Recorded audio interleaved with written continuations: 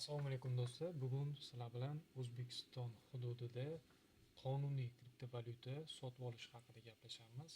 Oxirgi vaqtda juda ham ko'p kuzatyapman. Obunachilarimiz orasida aynan mana shu mavzuga juda ham ko'p savollar yo'llashyapti. Ya'ni O'zbekistonda qaysi platformalarda qonuniy savdo amalga oshirish mumkin va biz hozir savdo qilayotgan platformalarimiz qanchalik xavfsizlik darajasi yaxshi va O'zbekistonda o'zi qanday qilib qonuniy ravishda kriptovalyutada savdo qilish mumkin degan savollar juda ham ko'p kelganligi sababli bugun sizlarga mana shuni to'liqligicha qanday to'liq o'sha sotib olish kerak, qanaqa qilib sotish kerakligi va bularni qaysi biri qonuniy, qaysi biri noqonuniyligini hammasini sizlarga ko'rsatib o'taman. Xo'p, birinchi o'rinda biz bilishimiz kerak, ya'ni O'zbekistonda 2018-yildagi 38-32-qarorda nimalar taqiqlanganligi va nimalar imkoniyatlari borligi haqida bilishimiz kerak. Birinchi o'rinda nimalar mumkin, ya'ni kriptovalyuta olish va sotish mumkin faqatgina bu qonuniy provayderlar orqali. Ikkinchisi, kriptovalyutani sotish, ya'ni bu ham qonuniy provayder orqali sotish imkoniyati cheklanmagan. Investitsiya qilish, ya'ni trading va investitsiya shu bitta kirib ketadi. Ko'rayotgan bo'lsangiz, agar siz trading bilan shug'ullanayotgan bo'lsangiz, bu noqonuniy emas, bu qonuniy hisoblanadi. Ikkinchisi, mining bilan shug'ullanish. Albatta, mining bilan shug'ullanish uchun sizga o'sha davlat tomonidan litsenziya kerak bo'ladi, ya'ni litsenziyani sotib olishingiz kerak bo'ladi va shundan keyin mining bilan ham O'zbekistonda qonuniy shug'ullanishingiz mumkin. Va eng oxirgisi faqat litsenziyaga ega birjalardan foydalanish. Ya'ni O'zbekistonda hozirgacha 3 ta birja litsenziya olgan. Bu birinchisi Binance birjasi, ikkinchisi Uznex birjasi, bu milliy provayder hisoblanadi. Uchinchisi bu Asterium birjasi hisoblanadi. Endi bu birjalar haqida alohida to'xtalaman. Endi xo'p, nimalar mumkin emas? Kripto bilan to'g'ridan-to'g'ri to'lov qilish. Masalan, deylik, kafega bordingiz, ovqatlandingiz va ovqatlanganingizdan keyin bitcoin orqali uni hamyoniga tashlab berishingiz. Qanaqadir kripto karta orqali to'lov qilish emas, uni hamyoniga agar misol uchun siz perevod qilib telefoningizdan tashlab beradigan bo'lsangiz, misol uchun bitcoin bor sizda, shu bitcoinni to'lov qilishingiz bu noqonuniy hisoblanadi. Agar qanaqadir kripto kartalaringiz bo'lsa, misol uchun Visa yoki Humo orqali kripto karta orqali to'lov qilsangiz, bunda imkoniyat mavjud, bunda to'lov qilsangiz bo'laveradi. Va u kartalarni ochish haqida ham alohida tushuntiraman sizlarga. Xo'p, P2P ikkinchisi, hozirgi vaqtda deyarli 99% odamlarni ma'muriy javobgarlikdan toki shu 3 yilgacha qamalishgacha olib borilayotgan vaziyatlarni hammasi deyarli mana shu P2P dan bo'lyapti. Ya'ni siz P2P'da o'zingizni so'm pulingizni USDTga o'zgartirasiz va o'sha ikkita dillar o'rtasida bo'ladi. Endi siz to'g'ri maqsadda siz USDTlaringizni almashtirishingiz mumkin, lekin o'sha USDTni sotadigan odam puli o'g'irlangan bo'lishi mumkin. Shuning uchun P2P dan umuman foydalanishni tavsiya berilmaydi O'zbekiston territoriyasida, chunki mana ko'rayotgansiz Binance birjasi O'zbekistonda P2P ni yopgan. Juda ham ko'p birjalar yana o'zi taqiqlab tashlagan umuman savdolarni. Shuning uchun P2P amaliyotlarini bajardingizmi, bu 100% noqonuniy hisoblanadi va keyinchalik ham sizni aktivlaringiz muzlatilib, qanaqadir ma'muriy javobgarlikdan agar summangiz kattaroq bo'ladigan bo'lsa, 3 yilgacha qamoq jazosini olishingiz mumkin aynan P2P orqali. Xo'p, keyingisi litsenziyasiz birjalardan foydalanish. Yuqorida aytib o'tganimdek, Binance, Uznex va Asterium birjalaridan foydalansangiz, sizga hech kim hech qanaqa muammo qilmaydi va bemalol bu birjalardan foydalansangiz bo'ladi, qonuniy hisoblanadi bu birjalar. Xo'p, eng oxirgisi kripto orqali noqonuniy operatsiyalar, ya'ni pul yuvish. Pul yuvish holatlari bo'ladi, ya'ni siz qayerdandir bir noqonuniy kriptovalyutani, ya'ni bu gryazniy dengi deyiladi rus tilida. Agar noqonuniy kriptovalyutani olib kelib, uni obmenniklardan, ya'ni oddiy exchangelardan, misol uchun obmen qilmoqchi bo'ladigan bo'lsangiz, shu vaqtida obmen servislar avtomatik ishlab, sizni pullaringizni blokka tushirishi mumkin va siz buning uchun ham qonun oldida yaxshigina javob berishingiz mumkin. Shuning uchun nima desa bo'ladi, o'g'irlangan pullarga hech qachon aralashmang va pul yuvishga ham hech qachon aralashmang, chunki bu juda ham og'ir jazolarni olib kelishi mumkin bo'ladi sizga. Xo'p, kim nazorat qiladi? Milliy istiqbolli loyihalar, ya'ni O'zbekistonda NAPP tashkil qilingan, o'sha boshqaradi. Hop, jismoniy shaxslarda kripto uchun daromad soliqsiz, lekin qonuniy platformada ishlasa, ya'ni siz jismoniy shaxs hisoblansangiz, hech qanaqa litsenziya yoki qanaqadir bir qayergadir borib turib ruxsat olishingiz kerak emas. Faqatgina bitta qilishingiz kerak bo'lgan narsa bor xolos. Bu qonuniy provayderlarda, qonuniy birjalarda, ya'ni O'zbekistonda qonuniy faoliyat yuritayotgan birjalarda ishlasangizgina bo'ldi. Qolgan hech qanaqa muammo sizda bo'lmaydi. Xo'p, endi qonuniy birjalar haqida alohida gapirmayman. Davom etamiz. Endi O'zbekistonda hozir deyarli o'zini mavqeini ko'tarib borayotgan, yuqori o'rinlarda turgan Asterium kripto birjasi haqida sizlarga qisqacha tushuntirmoqchiman va buni imkoniyatlari va kriptovalyutani qanaqa qonuniy sotib olish va qanaqa qonuniy sotish bo'yicha hozir tushunchalarni sizlarga berishga harakat qilaman. Juda ham oddiy va sodda, yaxshilab e'tibor berib tursanglar, to'liqligicha siz bu platformadan qonuniy foydalanishingiz mumkin bo'ladi. Xo'p, davom etamiz. Platformaga mana kirishingiz bilan, mana asterium.uz ga kirishingiz bilan mana bu yerda chiroyli interfeys, mana telefonda ham, o'sha iPhone'da ham va Androidda ham bu yerda o'rnatib olishingiz mumkin. Hozir biz kompyuterda ko'rib turibmiz, interfeysi bilan tanishib chiqsangiz bo'ladi. Va o'zini kripto kartalari ham bor. Hozir kripto kartalarni ochishni ham sizlarga ko'rsataman. Xo'p, keling platformaga kiramiz. Ro'yxatdan o'tamiz. Keling. Siz mana shu Asterium.uzga kirganingizdan keyin ro'yxatdan o'tishingiz kerak birinchi o'rinda.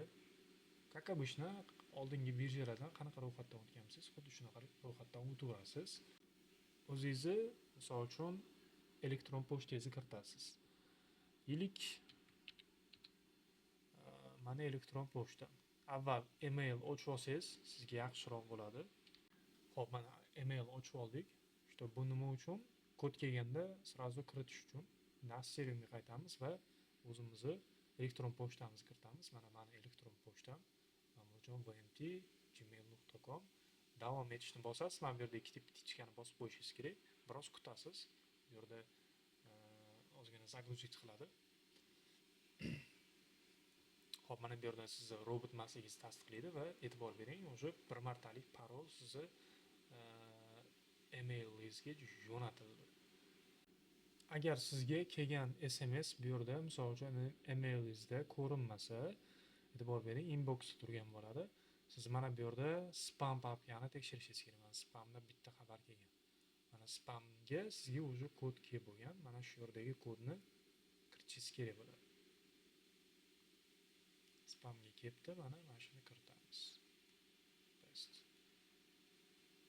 Mana kirdi. Endi xo'p, parol o'ylab topishingiz kerak. Bu bitta katta harf bo'lish kerak va umumiy hisobda 12 ta xarakter bo'lish kerak, ya'ni 12 ta harf, son aralash kerak va kamida bitta son va bitta belgi bo'lish kerak. Belgi kuchukcha qo'ysangiz bo'ladi. Misol uchun Sardor kuchukcha 77 mi shunaqa qo'ysangiz bo'ladi, farqi yo'q. Endi parol yaratamiz. Birinchisi katta harf bilan yoziladi.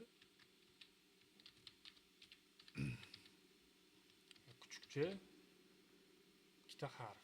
Mana ko'rayotgansiz, mana kamida 12 ta belgi deyapti, kamida bitta raqam deyapti, kamida bitta bosh harf bo'lish kerak deyapti, kamida bitta kichik harf bo'lish kerak deyapti, kamida bitta maxsus belgi bo'lish kerak deyapti. Hammasi mana to'g'ri kelgan. Endi xuddi shu parolni yana qayta yozasiz. Endi xo'p, e'tibor bering, eng muhim darajasi, ya'ni mana bu yerga endi referral kod. Referral kodni обязательно kiritib o'tishingiz kerak, chunki keyinchalik sizga qanaqadir bir aksiyalar bo'ladigan bo'lsa yoki karta ochishda qanaqadir tekin imkoniyatlar beriladigan bo'lsa, mana shu referral kodingiz muhim ahamiyatga ega. Mana referral kodimni Mamurjon deb yozsangiz, keyinchalik tranzaksiyalaringizda qanaqadir protsesslarda misol uchun ko'proq tranzaksiyadan fi olib qoladi, ya'ni xizmat haqqi olib qoladi. Aynan mana shu xizmat haqqi sizga tekinga tushishi mumkin agar mana shu referral kodni ishlatsangiz. Agar bu referral kodni ishlatmasangiz, qanaqadir kuchli, qanaqadir bir konkurslar yoki qanaqadir aksiyalar bo'ladigan bo'lsa, o'sha vaqtda siz qatnasha olmasligingiz mumkin. Buni yozib ketadigan bo'lsangiz, что men sizni o'sha IDingiz orqali qanaqadir bir yaxshiroq imkoniyatlarni sizga yaratib berishim mumkin va meni ham qo'llab-quvvatlagan bo'lasiz. Shuning uchun sizdan hech narsa ketmaydi yoki sizdan qanaqadir plyus kamayib qolmaydi. Shunchaki bu men orqali kelganligingizni bildirish uchun mana shu Ma'murjon promokodidan foydalanishingiz kerak. Что bu menga ham sizga ham yaxshi bo'ladi. Xo'p, Ma'murjon deb yozasiz, mana katta harf bilan yozsangiz bo'ladi. Yaxshilab eslab qoling va davom etishni bosasiz. Davom etishni bosasiz, endi telefon raqamingizni kiritishingiz kerak bo'ladi. Bu yerga telefon raqamingizni kiritasiz. O'zingiz shu telefon raqamingizni kiritganingizdan keyin davom etishni bosasiz, bo'ldi. Sizda akkaunt ochiladi. Endi men hozir telefon raqamimni kirita olmayman, chunki menda o'sha avvaldan ochiq akkaunt mavjud. Xo'p, demak, telefon raqamingizni kiritganingizdan keyin sizdan pasport ma'lumotlaringizni kiritishingizni so'raydi. Men tayyor kiritib bo'lganman pasport ma'lumotlarimni. 2 bosqichli pasport ma'lumotlaringizni kiritib bo'lganingizdan keyin bu unchalik qiyin emas. Shu SamSap orqali avvaldan, misol uchun, o'tib yurgan odamlar bu narsani yaxshi biladi. Shuning uchun men o'zimni shaxsiy ma'lumotlarim internetga o'tib ketmasligi uchun bu narsani ko'rsata olmayman, chunki menda tayyor akkaunt ochilgan. Bu narsani ko'pchilik biladi. Agar juda qiynalsangiz, o'sha SamSapdan qanaqa qilib ro'yxatdan o'tish kerak deb YouTube'ga yozsangiz ham, u yerda misol uchun ro'yxatdan o'tish bo'yicha ma'lumotlar bor. Hop, qisqacha aytganda bu verifikatsiya, ya'ni pasport ma'lumotlaringizni tasdiqlash unchalik qiyin narsa emas. Keling, endi asosiy masalaga o'tamiz. Menda to'liq akkaunt ochilgan. Mana bu yerda meni ism, familiya, Ma'murjon Meliqo'ziyev, mana tepada meni ID'im, ya'ni ID raqamim mana shu akkauntga bog'langan. Va ko'rayotgan bo'lsangiz, bu yerda mana umumiy bosh sahifada endi nimalar bor? Bu tomonda mana kripto savdosi, tarix, ayirboshlash, to'lovlar, savdo, kripto kartalar, bular hammasiga bitta-bitta to'xtalamiz. Hozir endi bizdagi hozirgi bosh sahifada nimalar borligiga e'tibor beramiz. Umumiy balans, hozir umumiy balansimizda $3 bor ekan. Va endi keling, siz bilan birgalikda kriptovalyutani qanaqa sotib olish mumkinligini ko'rib chiqamiz. Xo'p, birinchi o'rinda mana bu qabul qilish tugmasini bosamiz. Qabul qilish tugmasini bosganimizda qarang, endi bu yerda 3 xil ko'rinishda mavjud. Birinchisi bu kripto manzildan qabul qilish. Bu sizda deylik qanaqadir bir Bitget yoki Binance birjasida USDT'ingiz bor. Uni misol uchun mana shu Asterium hamyoniga tushirmoqchisiz. Albatta, o'sha yerga bu hamyondan o'zingiz misol uchun USDT manzilingizni olishingiz mumkin. Deylik, mana USDTni tanladingiz va tarmog'ini tanlaysiz. Ya'ni o'tkazmoqchi bo'lgan, ya'ni qabul qilmoqchi bo'lgan tarmog'ingizni tanlaysiz. Ikkita tarmoq mavjud xolos, hozircha vaqtincha. Bu albatta keyinchalik ham yana qo'shimcha tarmoqlar qo'shiladi. Tron tarmog'i va Ton tarmog'i mavjud. Xo'p, Ton tarmog'i bo'lsa, Ton tarmog'ini tanlaysiz. Mana ko'rayotgansiz, sizga USDT manzilingizni bu yerda chiqarib beradi va buni kopiya qilib turib, o'sha birjada mana shu manzilga o'zingizni kriptovalyutalaringizni jo'natadigan bo'lsangiz, Asterium hamyoningizda mana bu yerda pastda mana depozitlar bo'limida mana bunaqa bo'lib ko'rinadi. Mana ko'rayotgansiz, men necha marta bu yerda depozit qilganman, hammasi kelib tushgan. Ko'rayotgansiz, hammasini ishlatganman. Xullas, mana shunaqa. Bu birinchi ko'rinish edi. Endi ikkinchisi, kriptovalyutani yana qabul qilish. Endi bu qonuniy bank kartasi orqali sotib olish. Ya'ni bank kartasi orqali qanaqa qilib sotib olish kerakligini hozir sizga ko'rsataman. Bu yerda mana ikkinchi bo'limini bosasiz, bank kartasini bosasiz. Endi e'tibor bering. Bu yerda endi ikkita bo'lim sizda ochiladi. Sotib olish va sotish. Aynan mana shu joydan siz kriptovalyutani qonuniy ravishda sotib olishingiz mumkin va sotishingiz mumkin. Buning uchun siz birinchi o'rinda mana bu yerda mana sotib olmoqchi bo'lsangiz, ya'ni Asteriumning ichida kriptovalyuta sotib olmoqchi bo'lsangiz, xo'p, karta Humo kartangizni yoki Visa kartangizni bu yerga qo'shib qo'yishingiz kerak. Mana yangi kartani qo'shishni bossangiz, bu yerda mana ism, familiyangizni to'liqligicha va karta raqamini, amal qilish muddatini to'liq yozishingiz kerak. Agar Visa bo'ladigan bo'lsa, CVV raqamlarini yozasiz va qo'shishni bosasiz, bo'ldi. Kartangiz qo'shiladi SMS kelgandan keyin. Bu unchalik qiyin emas. Manda hozircha mana ikkita karta qo'shilgan, bitta Visa, bitta Humo karta qo'shilgan. Ikkalasidan misol uchun operatsiyalarni amalga oshirishim mumkin. Xo'p, keling endi kriptovalyuta sotib olish qanaqa bo'lishini ko'rib chiqamiz. Birinchi o'rinda sarflash. Ya'ni siz qancha miqdorda kriptovalyuta sotmoqchiligingizni ko'rib chiqishingiz kerak bo'ladi. Xo'p, birinchi sarflash bu sizdagi summa, ya'ni qancha miqdorda misol uchun so'm hisobida kriptovalyuta sotmoqchiligingizni bu yerda belgilasangiz bo'ladi. Agar va nima qabul qilishingizni bu yerda belgilashingiz kerak. Bu yerda men ko'rayotganimsiz USDC turibdi. Mana shuni endi birorta kriptovalyutaga o'zgartirishingiz kerak bo'ladi. Xo'p, USDCni keling mana shu USDT ga o'zgartiramiz. USDT ga o'zgartirdikda, xo'p, endi bu yerga yozamiz qancha miqdorda siz USDT olmoqchisiz. Deylik 100 ming so'mlik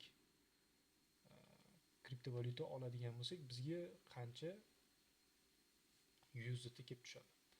E'tibor bering, 100 ming so'mlik agar kriptovalyuta, ya'ni USDT oladigan bo'lsak, bizda 8.035 dollar, ya'ni USDT ko'rinishidagi summa hozir bizga kelib tushar ekan. Aynan mana shu joydan siz mana bu kartangizni ulab, qaysi kartadan yechib olish mumkinligini belgilab turib, sotib olishni bossangiz, avtomatik sotib oladi. Va bunga ketsa bir где-то 2 yoki 3 daqiqa ketishi kerak. Endi men boyagina sotib oldim, shuning uchun menda hozircha 3 USDT bor. Xullas sotib olish shunaqangi qiyin emas. Mana shu sotib olish tugmasini bossangiz, SMS keladi. SMS kodingizni kiritasiz telefon raqamingizga, bo'ldi. Shu bilan sotib oladi. Qancha miqdorda sotib olishingiz, mana bu yerda bir kunda 10 million dollargacha bemalol bu yerda sotib olish mumkin. Ya'ni limit. Bir kun ichida 10 million dollar. Xo'p, davom etamiz. Endi sotish. Xuddi shunday, endi sizda o'sha qayerdandir kriptovalyuta olib keldingiz yoki o'sha o'zingizdagi kriptovalyutani sotmoqchisiz. Deylik, mana USDT ni sotmoqchisiz yoki Bitcoin bo'ladimi, istalgan. Qaysi aksiya bo'ladigan bo'lsa sotmoqchi bo'lsangiz, belgilaysiz USDT ni. Xo'p, endi qabul qilish faqat USDT va qaysi kartaga qabul qilmoqchiligingizni bu yerda belgilaysiz. Agar Humo kartaga qabul qilmoqchi bo'lsangiz, Humo kart. Visa kartaga qabul qilmoqchi bo'ladigan bo'lsangiz, Visa kart tanlaysiz. Xo'p, endi qancha miqdordaligini belgilaysiz. Misol uchun 100 dollar bo'ladigan bo'lsa, 100 dollarni, 1000 dollar bo'ladigan bo'lsa, 1000 dollarni bemalol yechsangiz bo'laveradi. Bizda hozircha 3 USDT bor ekan. Endi men boya birinchi video yozgandim. O'sha birinchi video yozganimda 10 dollarni yechganimizda mana shu qolgan edi. Endi mayli shuni yechib ko'ramiz. 3 USDT ni yechib ko'ramiz. Ko'rayotganimiz bu yerda 36 ming so'm bo'lar ekan. 36 ming so'm pulimiz mana bu kartaga kelib tushadi. 72.58 kartasiga tushib keladi. Va aynan mana shu vaqtda siz mana shu sotish tugmasini bosasiz va mana sizdan yana so'raydi va mana bu yerda e'tibor bering, tranzaksiya uchun to'lov. Ya'ni bu yerda siz komissiya to'laysiz qanchadir miqdorda. Bu juda ham kam miqdorda, o'rtacha 1% atrofida to'g'ri keladi. 3 USDTingiz to'g'ri keladi, 36.588 so'mga to'g'ri kelar ekan. Buni sotish tugmasini bosasiz. Sotish tugmasini bossangiz, mana qanchadir vaqt kerak bo'ladi. Sizni hamyon o'sha kartangizga tushadi pul. Mana muvaffaqiyatli o'tkazildi deyildi. Endi tekshirasiz, shu bank anaqa hisobingizni tushgan bo'lishi kerak. O'sha qanchadir vaqt ketsa, bir 2 yoki 3 daqiqaga yetishi mumkin. Ba'zida tizim agar qanaqadir nosozliklar bilan pulingizni muzlatib qo'yadigan bo'lsa, darrov mana bu yerda mana yordam bo'limi bor. Yordam bo'limiga o'tib, shu bo'layotgan muammolarni bu yerda mana yozishingiz mumkin. Shu yerdagi bo'layotgan muammolarni va rasmlarni jo'natib hammasini, endi har qanaqa muammo bo'lishi mumkin. O'sha narsalarni yozib, сообщение o'zingizni o'sha ma'lumotlaringizni kiritsangiz, ular sizga 24/7 yordam berishadi. Xo'p, davom etamiz. Ana bizning pullarimiz o'sha yechib bo'lindi. Kartaga ketdi. Endi xo'p, boshqa bo'limga o'tamiz. Endi xo'p, o'tkazish, ya'ni bu o'tkazmalar, bu ichki o'tkazmalar. Ya'ni deylik, mana bu qayerdan qayerga, misol uchun spot bo'limi bor. Hali spot bo'limi, adashmasam, ya'ni savdo bo'limi ishga tushmadi. Ya'ni mana ko'rayotgansiz, hali ishga tushmabdi. Bu yerda endi siz spotda savdo qilishingiz mumkin. Spot savdolarini aynan bu birjani ichida tez orada o'sha savdo imkoniyatlari mavjud. Endi boshqa birjaga chiqib o'tirishingiz yoki Binance'ga o'tishingiz kerak yo'q. Bemalol Asteriumni ichida istalgan operatsiyalarni amalga oshirsangiz bo'ladi. Tez orada. Endi bu ham ishga tushadi. Endi qachon ishga tushishini bilmaymiz. Xudo xolasa mana 2 yoki 3 kundan keyin ishga tushadi deyishyapti. Bemalol endi biz ham mana shu spot savdolarni, o'zi asli spotda ishlaymiz. Mana shu Asterium birjasini ichida amalga oshirishimiz mumkin va bu qonuniy bo'ladi. Hech qanaqa cho'chimasdan mana shu birjani ichida spot savdolarni amalga oshirishingiz mumkin bo'ladi. Biz kutamiz, ana imkoniyati bor. Ya'ni qolgan birjalarda savdo qilib o'tirishingiz kerak yo'q. Shu birjalar bilan bir xil imkoniyatlari mavjud. Xo'p, demak, asosiy narsaga o'tamiz. Keling endi ozgina kriptovalyuta sotib olamizda. Hozirgi yechgan kriptovalyutamizni qaytarib sotib olamiz va kriptokartalarda ozgina tranzaksiya qilishni ko'rsatib beraman sizlarga. Bank kartasidan hop sotib olamiz. Minimal 20 ming so'mlik sotib olsangiz bo'ladi. Bizda 35 ming so'm bor. Mana shu 35 ming so'mga USDT sotib olamiz.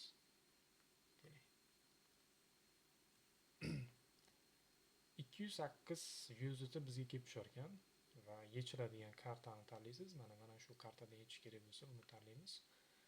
Sotib olishni tanlaymiz.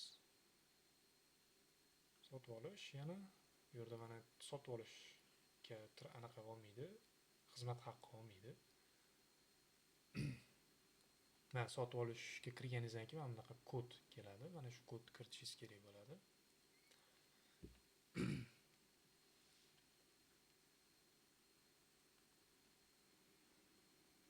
Mana ko'rayotgan bo'lsangiz, men kod kiritdim. Mana уже men 35 ming so'mga bu yerda kriptovalyuta sotib oldim. Yopishni tanlaymiz. Уже biz hamyonimizga sotib olgan kriptovalyutamiz tushgan bo'lishi kerak. Bosh sahifani tanlaysiz va bosh sahifaga kirsangiz, mana bu yerda men sotib olgan kriptovalyutangiz bu yerda ko'rinyapti. To'g'ri, endi kichkina summa, endi hozir test uchun anaqa qilyapman. O'zi вообще-то bu yerda mana katta summalarni ham doim yoqdan bu yoqqa o'tkazib yurganman. Buni o'zida ham ancha misol uchun tranzaksiya amalga oshirdim. Xo'p, endi keling. Bu yerda o'tkazish. Bu o'tkazish nimaga kerak? O'tkazish bu kripto manzilga, ya'ni qayergadir jo'natmoqchi bo'lsangiz, deylik siz boshqa birjaga olib chiqib ketmoqchisiz. Aktiv tanlaysiz, misol uchun mana bu USDTni tarmoqni tanlaysiz. Ton networkmi yoki Tronmi? Mana bu yerga shu o'tkazmoqchi bo'lgan hamyoningizni manzilini joylashtirasiz. Ya'ni ikkita tarmoqda bo'lish kerak. Tron yoki Ton tarmog'idagi USDT adresingizni bu yerga joylashtirasiz va bemalol o'tkazsangiz bo'ladi. Misol uchun Tonni tanlayman va manzilimni joylashtiraman. Endi manzilim mana bunaqa harfli bo'lishi mumkin. Endi bunaqa manzil yo'q o'z aslida. Buni harfli bo'lishi mumkin. Miqdorini kiritasiz. Misol uchun miqdori maksimalli bo'ladigan bo'lsa, mana shu maksimalni tanlaysiz. Demak, blokchain manzili yo'q deyapti. Agar mana shunaqa qizil chiqadigan bo'lsa, demak bu manzilda nimadir xato ketgan bo'ladi. Shuning uchun manzilingizni doim to'g'ri kiritishga harakat qiling. Va o'tkazishni bosasiz, bo'ldi. O'sha manzilingizga mana bu yerdagi kriptovalyuta o'tib ketadi. Tushunarlimi? Xo'p, davom etamiz orqaga, ya'ni o'tkazish bo'yicha asosiy imkoniyat shu edi. Keyingi bo'limga o'tamiz. Keyingisi yana o'tkazish. Bu endi ichki o'tkazish hisoblanadi. Ya'ni bu qayerdan qayerga? Main akkauntdan spotga yoki spotdan main akkauntga o'tkazish mumkin. Ya'ni sizning main akkauntingiz bu mana bu hamyon, ya'ni mana bu Asteriumni ichida turgan hamyonni ichki tizimi. Spot bo'limi bu o'sha savdo qilishingiz mumkin bo'lgan bo'lim hisoblanadi. Qachondir spot ochiladigan bo'lsa, savdo qilmoqchi bo'lsangiz, mana shu main akkauntdan spot akkauntga pullaringizni o'tkazib, bu yerda savdo qilishingiz mumkin. Misol uchun maksimalni aktivni tanlaysiz, bu yerda USDTni tanlaysiz va maksimalni bossiz, bu yerda $208 o'sha spot bo'limiga o'tadi, o'tkazishni bosasiz. Agar yana qayta main akkauntga qaytarmoqchi bo'lsangiz, mana buni prosta teskari bajarasiz va maksimalni tanlaysiz, o'tkazishni bosasiz, yana main akkauntingizga qaytadi. Xo'p, keyingisi almashtirish. Xo'p, bu yerda endi konvertatsiya, ya'ni siz o'zingizni USDT'ingizni boshqa, misol uchun, aktivlarga o'zgartirishingiz mumkin. Misol uchun, siz mana shu USDTni Bitcoinga o'zgartirmoqchi bo'lsangiz, bu yerda mana konvertatsiya bor. Va tranzaksiya uchun to'lov ko'rayotgan bo'lsangiz 0. ya'ni hech qanaqa tranzaksiya olmaydi sizda. Ya'ni siz $208 bu yerda bitcoin sotuvsiz bo'ladi. Konvertatsiya qilasiz va sizdagi USDT bor hammasi mana shu bitcoinga o'zgaradi. Va bundan tashqari nafaqat bitcoin, bu yerda mana boshqa kriptovalyutalarga ham bemalol o'zgartirishingiz mumkin. Xo'p, davom etamiz. Almashtirishni asosiy vazifasi shu. Xo'p, sotib olish va sotish. Mana ko'rayotgansiz, buni ko'rsatdim, ya'ni sotib olish va sotish bo'yicha ko'rsatmalarni bu yerda ko'rsatdim, o'sha menyu alohida. Endi xo'p, bu yerda siz tarixlaringiz, ya'ni qancha summa o'tkazganingiz, qancha summa olib kirib kelganingiz, mana ko'rayotgansiz, deyarli mana 3 oydan beri to'xtamasdan bu nima bo'ladi? Kripto birjadan foydalanyapman, kripto kartalari bor. Kripto kartalardan hozir to'liq tushuntiraman. Bemalol misol uchun o'zidagi to'lov operatsiyalarini amalga oshirishingiz mumkin. Mana tarixda hammasi ko'rinib turadi. Hop, ayirboshlash. Ya'ni ayirboshlashni hozir ko'rsatdim, o'sha konvertatsiya. Hop, to'lovlar. Har xil to'lovlarni amalga oshirishingiz mumkin. Mana ko'rayotgansiz, o'sha PayMe'da, Paynetda nima imkoniyat bo'lsa, bu yerda ham hamma imkoniyat bor. Uyali aloqa uchun, ya'ni Uzmobile, Ucell, o'zingiz telefon raqamingiz uchun bu yerda to'lovsiz bo'ladi. Xuddi shunday internet uchun ham to'lovsiz bo'ladi mana. Ya'ni Wi-Fi uchun to'lovsiz bo'ladi. Xorijiy xizmatlar. Steam uchun ham, PUBG uchun ham bu yerda to'lov qilish imkoniyati mavjud. Ya'ni Steam va PUBG uchun endi siz kriptovalyutada to'lov qilishingiz mumkin. Mana shu Ethereumning ichida. Davom etamiz. Savdo, yuqorida aytganimdek, spot savdosi hali ochilgani yo'q, ochilgandan keyin foydalansangiz bo'ladi. Endi xo'p, eng muhim va eng kerakli narsa sizlarga va har bittalarda mana shu kripto kartalar bo'lishi shart. Chunki nimaga bu kripto kartalar bo'lishi shart? Siz istalgan joyda, istalgan vaqtda mana shu kripto kartalar orqali to'lov qilishingiz mumkin.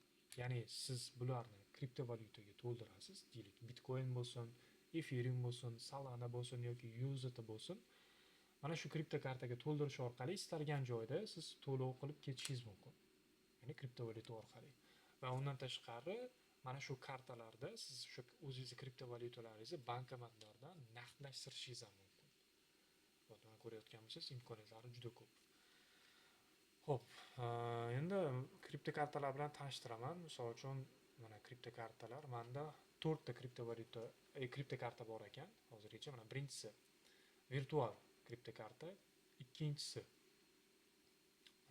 bu Humo kripto kartasi, ya'ni mana bu Humo kripto kartasi bor alohida. Uchinchisi bu Mastercard kripto kartasi, mana ko'rayotgansiz, va eng oxirgisi va eng keraklisi jismoniy karta bu nima bo'ladi? Visa Platinum kripto kartasi. Men buni endi buyurtma berdim. Xudo xolasa 2-3 kunda kelish kerak. Sizlarga ham tavsiya berardim. Mana shu kripto kartalardan buyurtma berib qo'yinglar. Buyurtma berish pullik. 2 yoki $3 atrofida. Agar siz Platinum, ya'ni chetga chiqib sayohatlarda misol uchun kriptovalyuta orqali to'lov qilmoqchi bo'lsangiz, Platinumni taklif qilaman. $5 ga oshtirsangiz bo'ladi. Juda ham imkoniyatlari ko'p va limitlari ham $10 million gacha sarflash mumkin. Davom etamiz. Xo'p, endi kripto kartalarni misol uchun rasmiylashtirish uchun mana bu yerda bosasiz.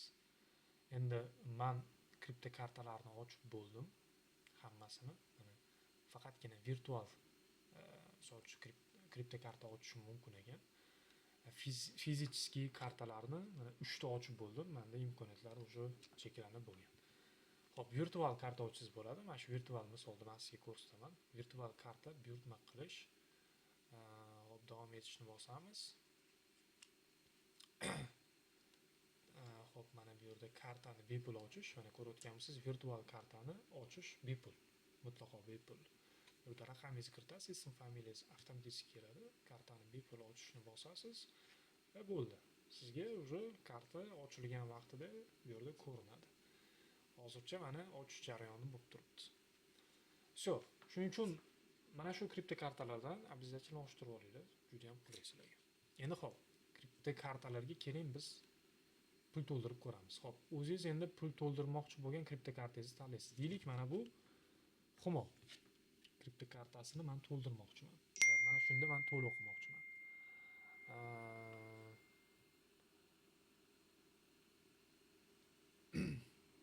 Mana shu Humo kripto kartasini mana 72 78 72 raqam ekan. Mana shu karta turibdi mana qo'limda.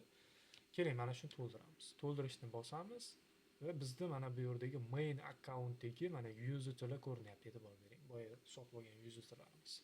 Bu yerda ko'rinyapti-da, mana shuni maksimalni tanlaymiz va qabul qiladigan kartamiz 72 78 72 kartamiz. Ya'ni mana bu Humo. Agar Mastercard sizga kerak bo'ladigan bo'lsa, Mastercardni tanlab turib, keyin bu yoqqa o'tishingiz kerak bo'ladi. Balansni to'ldirishni bosasiz, bo'ldi. Balansni to'ldirganingizdan keyin bu yerda muvaffaqiyatli o'tadi. Endi sizga qarang. Sizni kartalaringiz ichida, ya'ni mana bu Humo kartangiz ichida endi $2, ya'ni $208 pul bor. Ya'ni siz mana shu yerda endi bemalol mana shu $208lik qanaqadir to'lov amalga oshirishingiz mumkin. Do'konga borib turib, korzinkaga borasizmi yoki istalgan joyga borib turib, mana shu karta orqali to'lov qilishingiz mumkin va avtomatik tarzda kriptovalyutalaringizdan yechib oladi. Va buning imkoniyati bor. Ko'rayotganingizdek, juda ham qulay. Avvallari juda ham qiynalardik, P2P da yechib, kartaga o'tkazib va u P2P da misol uchun 1-2 soat qotib qolishi ham mumkin edi. Ya'ni ko'p vaqtingiz ketardi. Endi siz misol uchun USDTni shunchaki kripto kartangizga jo'natasiz 2 daqiqada va istalgan joyda to'lov qilib ketishingiz mumkin. Uni yech, yana kartaga tasha degan narsa yo'q. Istalgan joyda qilishingiz mumkin. Va nima uchun xalqaro kartalarni men buyurtma qildim? Agar sayohatga chiqadigan bo'lsam, xudo xolisa rejalashtirib turaman. Sayohatga chiqadigan bo'lsam juda ham kerak bo'ladi menga, chunki chet elda Visa va Mastercard ishlaydi. Siz istalgan terminalda to'lov qilishingiz mumkin bularda va dunyoning hamma davlatlarida ishlaydi bu narsa. Ya'ni Visa to'lov tizimi, ya'ni Visa terminallari qayerda bo'lsa, hamma joyda ishlaydi. Va siz istalgancha bu kartalarni shu o'zingizni kriptovalyutalaringizda to'lov qilishingiz mumkin bo'ladi. Mana shunaqa qulayliklari bor. Va mana ko'rayotgan bo'lsangiz, mana tarixni ko'rsangiz, men qancha vaqtdan beri to'xtatmasdan mana bu kriptovalyutada to'lov qilib yuribman. Xudo xolasa endi bir video qilib ham ko'rsataman. Korzinkada yoki boshqa bir magazinlarda to'lov qilayotganimni ham video qilib ko'rsataman, bir ko'rasizlar. Hech qanaqa muammosiz, shu vaqtgacha mana 3 oydan beri ishlatayotgan bo'lsam, hech qanaqa muammo bo'lgani yo'q. Maza qilib, misol uchun kripto to'ldirib, to'lov qilib yuribman. Sizlarga ham tavsiya beraman albatta. Xo'p, davom etamiz. Bo'ldi, mana endi misol uchun kripto kartaga mana pulimiz tushdi. Endi xohlagancha misol uchun ishlatishimiz mumkin. O'zi $208. Ko'proq misol uchun pul tashab, bu yerda bemalol foydalanishingiz mumkin. Juda ham tez ishlaydi. Xo'p, asosiy narsalari shu, unaqangi qiyin narsasi yo'q. Agar qanaqadir yana qo'shimcha savollaringiz yoki takliflaringiz bo'ladigan bo'lsa, marhamat mana yordam tugmasini bosib yozsangiz bo'ladi. O'zingiz takliflaringizni, o'zingiz muammolaringizni yozsangiz bo'ladi. Shu bilan sizlarga tezroq javob berishga harakat qilishadi. Xo'p, asosiy narsalarni ko'rsatib o'tdim deb o'ylayman va hozirgi mana bu yuqorida ko'rsatgan hamma operatsiyalar O'zbekistonda qonuniy hisoblanadi va siz Asterium kripto birjasidan va Asterium kartalaridan istalgan joyda to'lov qilishingiz mumkin va bunga hech qanaqa jinoiy javobgarlik yo'q. Ya'ni siz to'liqligicha milliy provayderdan foydalanayotgan shaxs sifatida bo'lasiz va siz bundan foydalanish uchun hech qanaqa litsenziya olishingiz yoki kimdandir ruxsat olishingiz kerak emas. Birja o'zi sizga ruxsat olib bergan. Shunchaki u birjadan foydalanishingiz kerak xolos. Marhamat foydalaninglar. Agar savolinglar bo'ladigan bo'lsa, kommentariyada yozib qoldiringlar va Asteriumdan qanaqa ro'yxatdan o'tish bo'yicha videomiz yakunlandi. Asteriumdan ro'yxatdan o'tish uchun pastda link qoldiraman yoki Telegram kanalida link qoldiraman. Agarda siz App Store yoki Play Marketdan ilova orqali ro'yxatdan o'tayotgan bo'lsangiz, mana bu yerda men o'zimning promo kodimni kiritib o'tib ketaman. Mana shu referral kodimni kiritib o'ting. Kelajakda qanaqadir katta konkurslar yoki aksiyalar bo'ladigan bo'lsa, birinchilardan bo'lib siz qatnashishingiz mumkin bo'ladi va aynan mana shu referral kodni kiritib o'tsangiz, meni ham qo'llab-quvvatlagan bo'lasiz. Ya'ni aynan meni videomni ko'rib, mana shu Asteriumdan foydalanayotgan bo'lasiz. Ya'ni men orqali kelganingizni men bilaman. Shuning uchun nima deymiz, yakunlandi bugungi videomiz. Agar sizga foydali bo'lgan bo'lsa, albatta bitta like tugmasini bosib qo'ying va yaqinlaringizga ham jo'natib qo'ying. Shu ko'pchilik bu narsani ustida baribir bosh qotirib yurgan bo'lishi mumkin. Yaqinlaringizga ham foydali video bo'ladi.